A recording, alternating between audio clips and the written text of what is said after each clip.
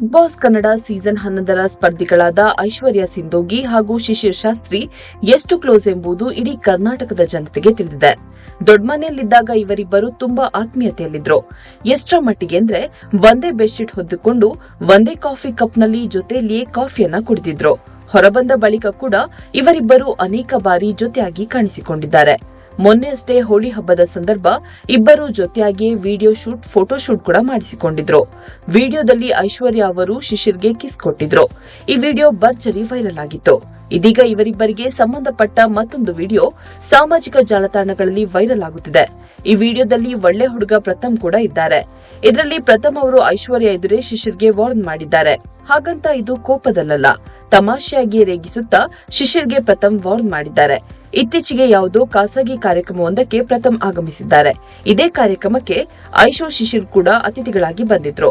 ಪ್ರಥಮ್ ಮತ್ತು ಐಶ್ವರ್ಯ ಬಹಳ ಚೆನ್ನಾಗಿ ಮುಂಚಿನಿಂದಲೂ ಪರಿಚಯ ಇರುವವರು. ಈ ಸಂದರ್ಭ ಮಾಧ್ಯಮದವರೊಂದಿಗೆ ಮಾತನಾಡುವಾಗ ಐಶ್ವರ್ಯ ಜೊತೆ ನಾನು ಸಿನಿಮಾ ಮಾಡುತ್ತೀನಿ ಎಂದು ಪ್ರಥಮ್ ಹೇಳಿದ್ದಾರೆ. ಇದನ್ನ ಕೇಳಿದ ಐಶ್ವರ್ಯ, ಅಯ್ಯೋ ನೀವು ಇದನ್ನ ಆವತ್ತಿನಿಂದ ಹೇಳುತ್ತಲೇ ಇದ್ದೀರಿ, ಯಾವಾಗ ಅಂತ ಗೊತ್ತಿಲ್ಲ. ಒಂದು ನನಗೆ ಮಗು ಆದ್ಮೇಲೆ, ಇಲ್ಲ ನಿಮಗೆ ಮಕ್ಕಳು ಆದ್ಮೇಲೆನೆ ಸಿನಿಮಾ ಆಗೋದು ಎಂದು ಐಶ್ವರ್ಯ ಹೇಳಿದ್ದಾರೆ. ಪ್ರಥಮ್ ಈ ಮಾತನ್ನ ಇಲ್ಲಿಗೆ ಬಿಟ್ಟಿಲ್ಲ. ಅಲ್ಲಿದ್ದ ಶಿಶಿರ್ ಅವರನ್ನ ಕಾಲು ಎಳೆದಿದ್ದಾರೆ. ನಾವಿಬ್ಬರು ಕೂಡ ಒಟ್ಟಿಗೆ ಕೆಲಸ ಮಾಡುತ್ತೀವಿ. ಆ ಚಿತ್ರಕ್ಕೆ ಶಿಶಿರ್ ವಿಲನ್ ಆಗಿ ಮಾಡಬೇಕು.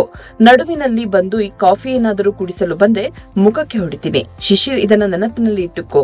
ನಾನು ಐಶ್ವರ್ಯ ಸಿನಿಮಾ ಮಾಡ್ತಾ ಇದ್ದೇವೆ.